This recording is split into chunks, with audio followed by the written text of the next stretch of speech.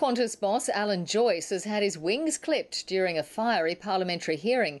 Angry senators accused him of ambushing the public and deceiving the government about the decision to ground flights and lock out workers.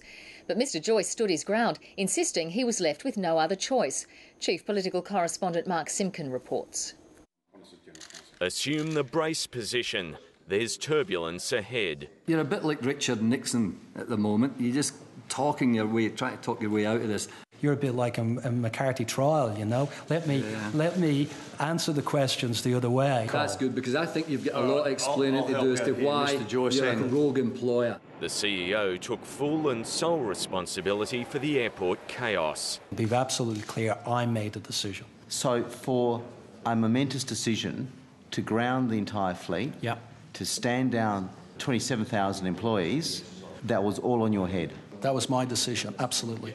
A decision Alan Joyce insists he made on the day he announced it, although he did concede drawing up contingency plans for a lockout well before that. You set out to deceive the government and this parliament by withholding your plan to create a lockout. That's true, isn't it? No, it isn't, Senator. We were very clear that this could get to a grounding of the airline.